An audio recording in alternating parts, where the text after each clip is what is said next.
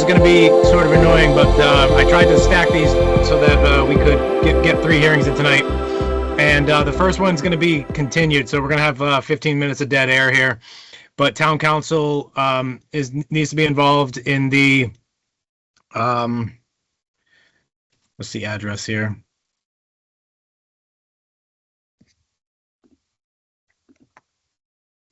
.401 Russell Street, the old Howard Johnson. So town council wants to be involved in that, and they couldn't make it tonight. So we're gonna push that one. I'll renotice it with the clerk's office, but we can, if we could pick a date tonight, if that works at least for the board. Town council asked us if we were available on the 26th. Does that work for Jason and Iris? Let me check.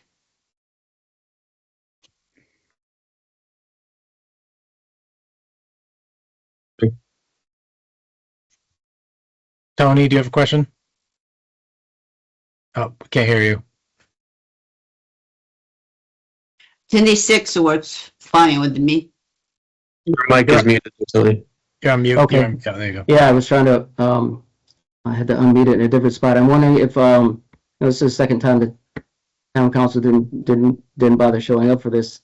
Can we go on with can we say our piece and just continue it with their aspect of it rather than, I mean, do we have to do the whole thing in one session? It's your call. I'm just curious about that. If we can say our piece and then wrap it up at the next one.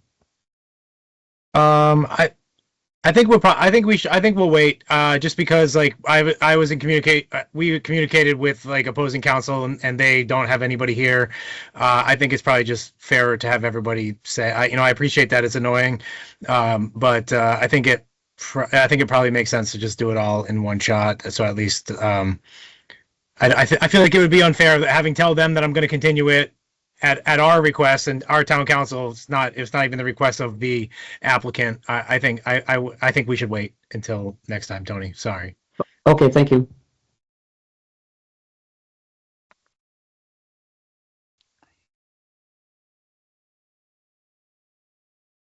Jason and Iris, did you say if the 26th worked? 26 works for me. For me.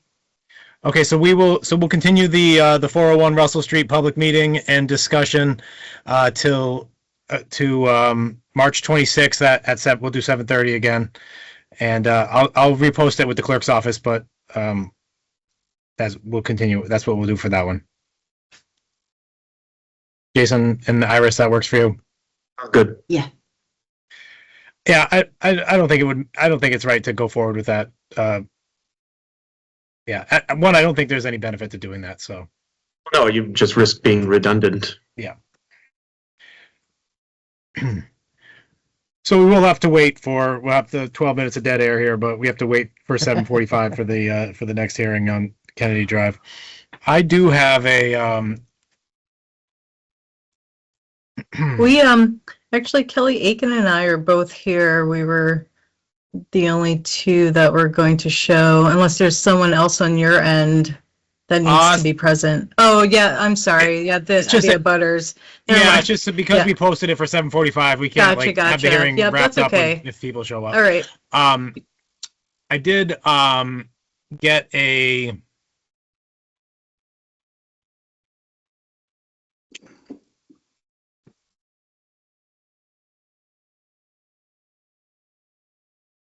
Barron and Jacobs plan here on this one that let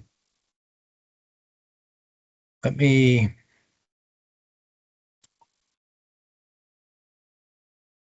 I'm gonna email this to you, to the other board members, and then I'll share my screen during the hearing. But sure. I did get a rendering, Jason and Iris, that I did not pass out before the hearing here. So let me I'll email that out right now.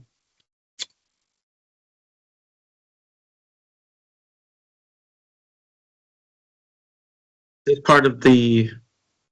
It's the Kennedy Drive one. Okay. Are you just going to do a screen share, or are you sending it to us now? I'm going to send it to you right now, and then I'll do a screen share during the hearing. Okay. All right, 7:45. So this is our second hearing of the night here. We'll call this one to order. It's a 15 Kennedy Drive public hearing that was properly noticed in the paper and sent to all the abutters. We have a request for a variance under 6.2 of the Hadley zoning bylaw by James Hafner and Kelly Aiken. The property is located at 15 Kennedy Drive, Assessor's Map 13, Lot 24. It's agricultural residential zone, and the applicant is seeking a variance from the setback requirements for the construction of an accessory structure, which will be 27 feet from the front property line as opposed to the required 50. We have several people from the applicant on the phone here, and I will open the floor to whoever is prepared to speak on behalf of the application. So, thank you for that. So I am a representative from Barron and Jacobs, Design Build Remodel in Leeds, and we're requesting a variance. I would say that there is one slight discrepancy, so if you look at the plan here, if your back is facing Kennedy Road, we are requesting a variance for, on the right side of the garage is 27, but if you look on, and if you look on the left side of the garage, how it's a little closer to the road, so it's actually 20 feet is the closest point from the left side corner to the road. So it's 20 and 27 is the request for the variance. And so the reason why we're requesting this is because before the planning stages of this project, 3 years prior, they installed the new septic system that you see there. And in order to get it in compliance, we're kind of restricted because the new structure needs to be at least 10 feet from the septic tank. So this is why we're requesting this variance.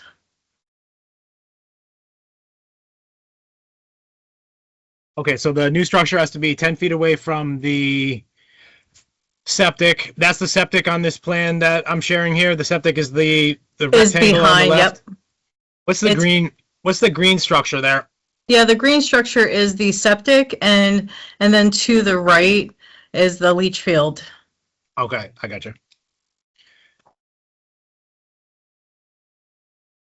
Okay, and then on this plan here, what's the dotted line there with the existing dwelling?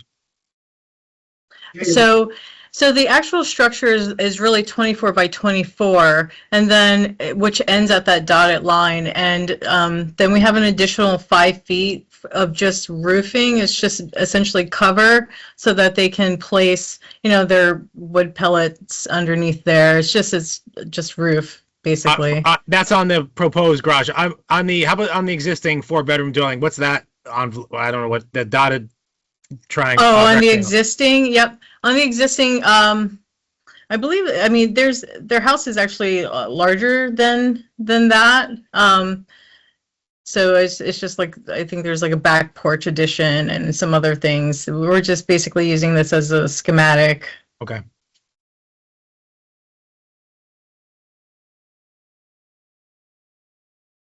Okay. Have you spoken to the Board of Health about the 1,500-gallon septic tank, whether that will suffice for the additional structure being added to a 4-bedroom house already?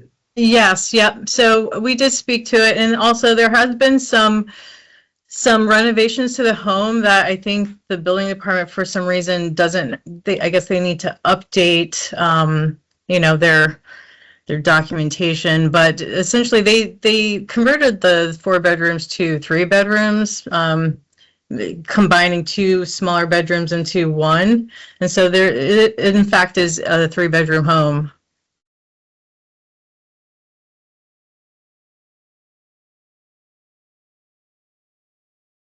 Are you aware of any opposition from neighbors? Any thoughts from neighbors on the plan? Hi, I can speak to that. It's Kelly Aiken. It's nice to see everybody. We have been in communication with all of our neighbors, all the abutters who received notification, and everyone is in support of the project. There's no hesitations.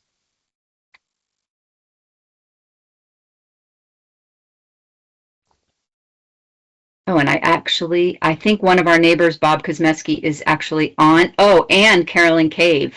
So we have two abutters, two neighbors. The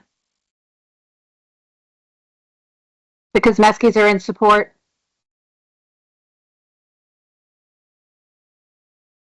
Yeah, I will say that we will be adding some off-street parking. You know.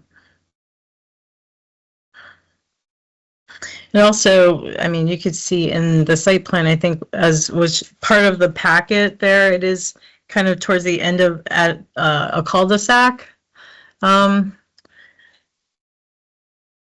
probably not there, but it's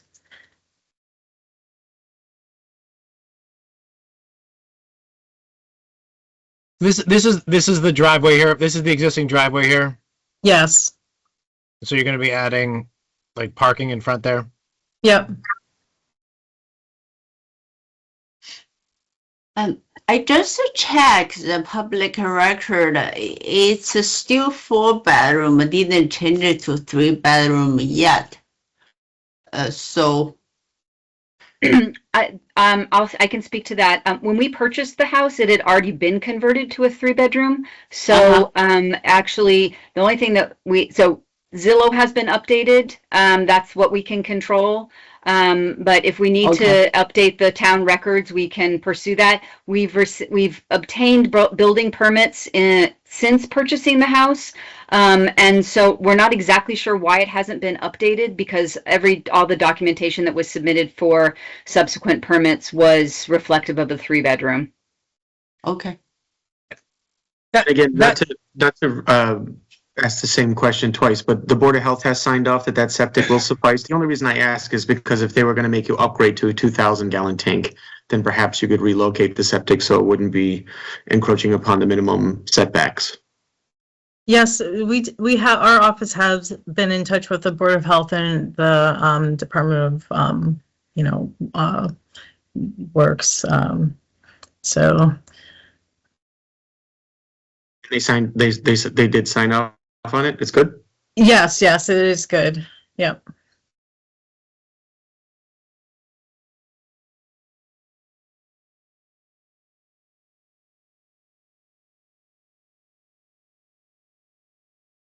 So I think that one of the criteria for granting a variance is hardship, which a hardship can be that you're not being allowed to do what you want to do with your property, which is you're trying to build a accessory structure.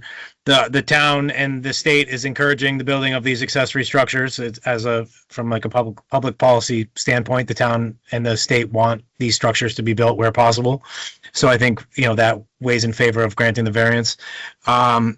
Soil conditions and like location of like siting conditions and soil conditions on a parcel are a valid reason for granting a variance, and the location and the siting of a septic system that you have to like plan around is a valid like example of that soil condition criteria, because the location of the septic system and leach field on any given property is like unique to that property. So like typically what we're looking for in a variance is that it's something unique to the property that doesn't apply to every property in the zoning district. So I mean, to me, I think you're ticking all the right boxes there.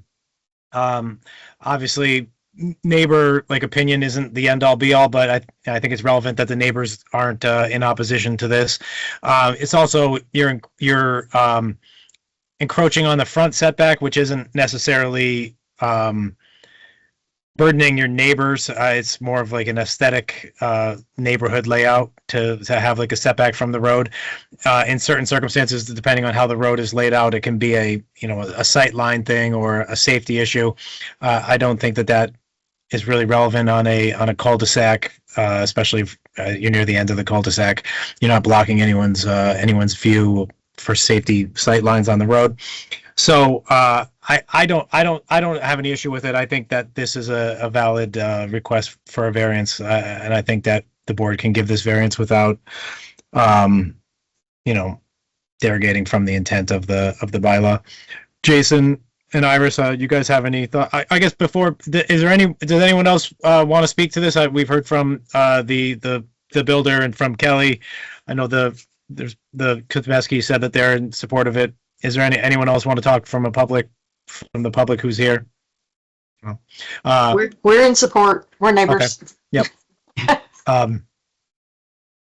Jason and Iris, you guys have any questions? Oh, I think I would just add, I think, it's a valid question. It's a good catch on the number of bedrooms, but I don't think that's really our purview. I think that's something that should be, we can put in our opinion that our variance is subject to the approvals from the other town agencies.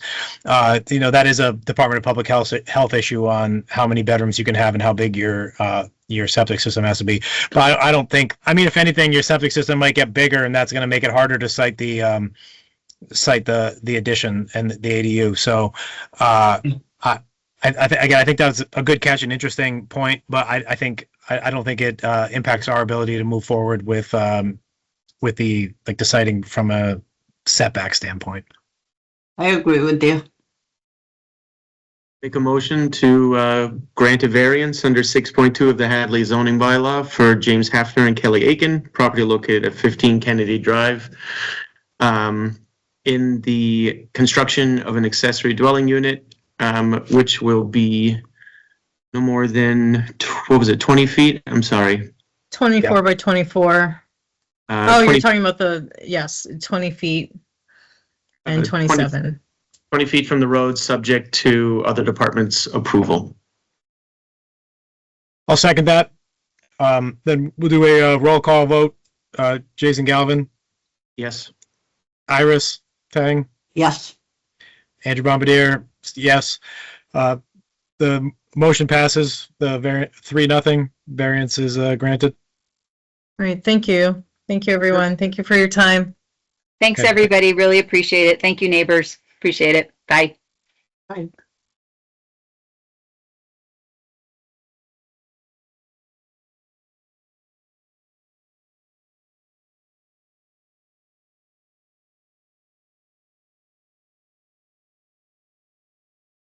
I was just asking about the septic, because if they were going to make them upgrade that anyway, then it could have been moved. Yeah.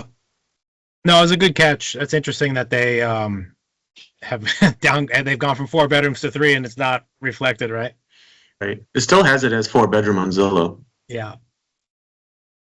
but I think Was that it's some- two is that what person the- per bedroom. It's the way that Board of Health does it is 2-person per bedroom, and then you can have up to 10 people. I think perhaps it's either 8 or 10 on a 1,500 gallon, and if you go above that, then you have to have a 2,000 gallon.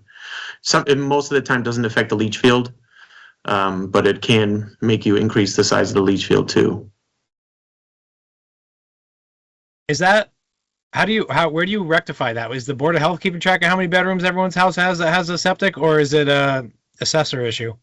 I don't know if it's something that is obviously not too followed up on, perhaps, and beyond initial drawing a permit, because then that's when the initial septic design and everything moves forward, and then after that, I think, I don't know if there's any follow up after that, whether you come down on a bedroom or you make another bedroom within the existing structure. I don't know how strict it is.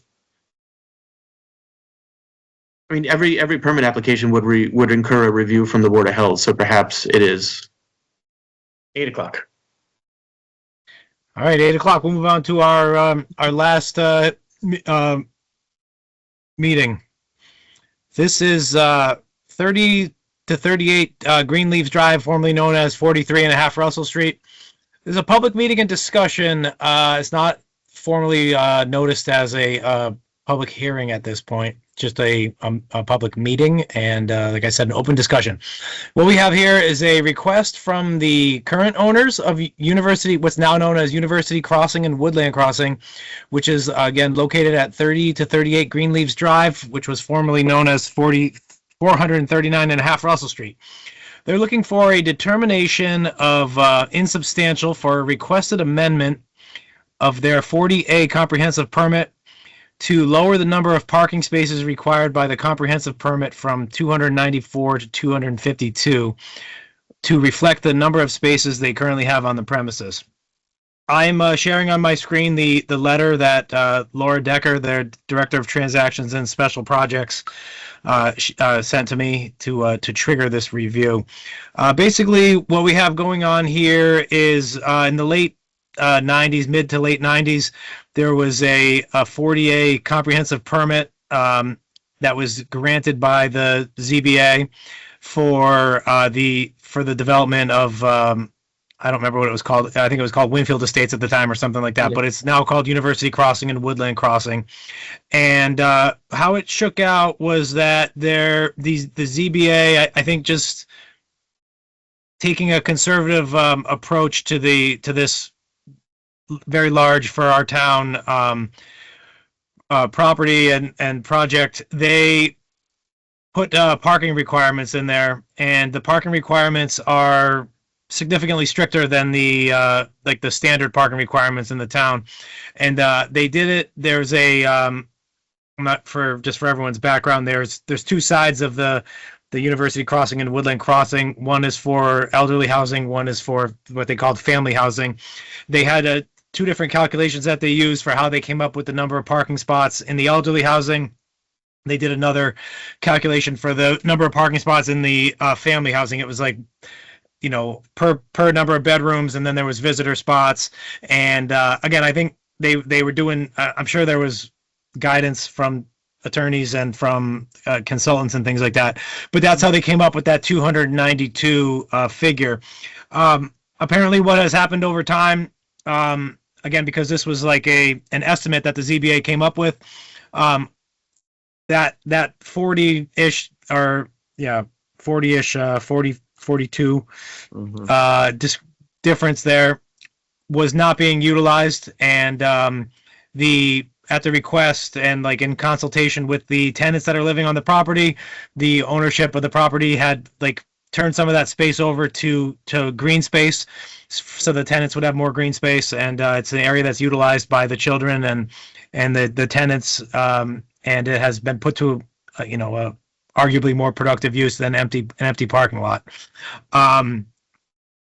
When the current ownership group is looking to sell the property, as part of the due diligence of the sale, the acquiring entity noticed this discrepancy that they didn't have all the required parking spaces from the permit.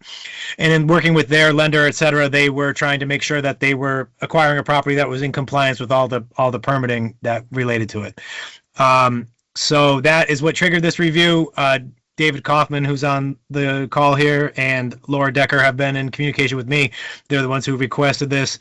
I'll let David speak to if he wants to fill in any color on any of the area that I have covered there. But that is sort of a brief background of what we're being asked to look at here. Hey, thank you, Andrew. That was spot on. I'm impressed. That was a good summation. And I can't really add or subtract anything more. It's other than saying that it's much nicer to have that green space than 42 parking spaces. That the parking lots were in disrepair when we bought them, and it was the recommendation to remove them and just, it's now a nice grassy field, and it's getting used as you would expect from a lot of families and kids and some university students as well. So I think it's a nice amenity, and we'd like to keep it that way. And hopefully hopefully you guys see it that way too. But either way, we'll do whatever you recommend. If we have to restore, we'll restore. If we don't, we'd rather not. So Jason and Iris, just also from a procedural standpoint, I have been in communication with town council on this, just of how this process works. We don't have very many of these. This might be the only one in town, actually, that is under a 40A permit. But basically the way the process works is that the 40A permit, was granted by our board. Request to make changes of the 40A permit. They come back to us, and we are able to, in a informal, just a public meeting, which is what we have here, not a hearing.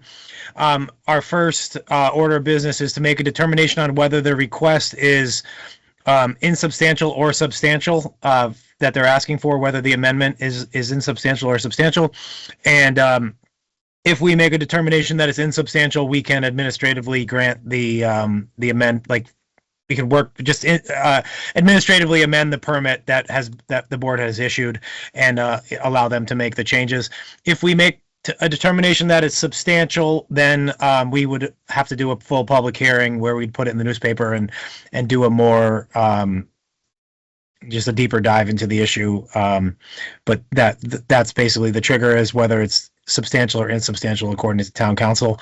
And that's for us to make a determination on tonight. So that's what's on the table tonight, is whether it's insubstantial or substantial. And then, you know, if we make a determination that it's insubstantial, we can vote to allow the amendment, and we can just issue a letter that says it's been amended and that they're in compliance with the number of parking spaces. I mean, I'd rather see grass than parking spaces, to be honest with you. And if it doesn't change the 48, or, you know, create a kerfuffle other way, I mean, I don't see any issue with it.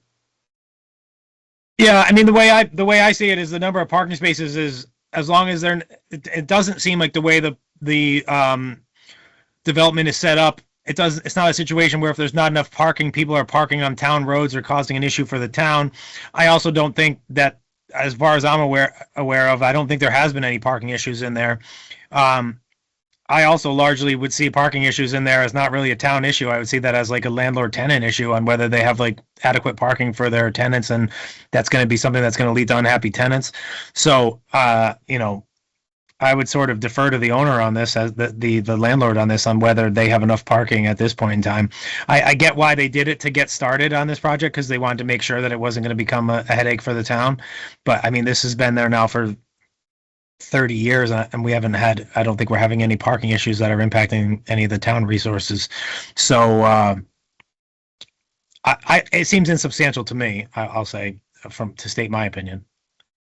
Just to clarify, Mr. Kaufman, I mean, going down from 294 parking spaces to 252, that still leaves adequate parking for the requirements of the facility, of the building? Yeah, right now, I think we're under, if it was being permitted today, we're at about 1.5 spaces per apartment, per unit. I haven't been told that there's issues. We haven't gotten any letters. We haven't gotten any complaints from the management company. So to our knowledge, there's enough parking to satisfy the current residents. And online, we haven't seen any, you know, reviews that say that either. So it's, you know, the hearsay is that there is no hearsay about problems with parking, I guess, is how I'll put it. Okay. So, Are you the current owner, or are you the prospective owner? Yeah. I'm one of the owners. I live in Florence, Mass. I'm a neighbor. Yes, so we've owned it since, I think, 2018. so no resident park on the grass. That's not an issue, right? I haven't heard of that, Ms. Tang. I haven't heard of any residents having to park on grass. Okay. You know, there is a lot of parking there. And one of the parking areas has a basketball court, and whenever I'm there, I see, there's no cars around that, and so it seems like there's very much adequate parking. Where does that 1.5? Where does that 1.5 number come from, David? The 1.5 per unit. I think that came from a zoning report that was done by the. Actually, I think it's a zoning report that ties into Hadley bylaws. Does that make sense? I don't. Is Yeah, that we don't- Hadley's policy we don't- right now, or? Well, we don't have apartments like as of right in the bylaw, so I don't know Okay. that we even have like apartment. That might be like the Okay. commercial. It might be the commercial parking or something like that. Maybe that's what this, maybe the I was just surveyor curious. said that. Yeah, I was just curious. But yeah, the reason I brought that up earlier too, and I guess what David's getting at is like the original, that 292 is like requiring a lot of parking for the structure. So I think even now that it's been in existence for 30 years and there's not an issue, I think it's appropriate to like have it. And to be clear, I think this is clear, but this is already it's already at 252. So this isn't even like speculation that if we got rid of 40, it's going to be okay. They've already got rid of the 40. Sorry about that. No, it's yeah. It was just one of those things that we did, and we felt it was a nice amenity to add, and it was probably a little hasty if we look back on how we did it. So I apologize for that. Might work Seems- out, yeah. Seems Appreciate not that. an issue for 30 years, so we don't have a problem. Yeah. I don't see any issue. Okay, so I would say we make a motion then to we make a motion to make a finding that this is an insubstantial amendment to the existing 40A permit, and that we, as part of that finding, agree to administratively amend the permit to reflect the existing number of spaces at 252, and then we will issue a letter to Mr. Kaufman, letting the so that he can pass on to the prospective buyer that says they're in compliance with the 48 permit parking requirements. Ted? We'll do I a agree. we'll do a roll call vote. We'll do a roll call vote. Jason, Yes, right? Yeah. That it's not insubstantial? Iris, Yes. I'm a yes. So the motion will pass. I will I'll write that up, and we will get that sorted out for you, Mr. Kaufman.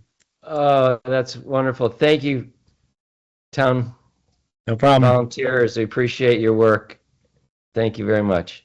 Good evening. Thank you. All you right, too. Take that's care. it. That's our last meeting. So we will go ahead and close the hearing.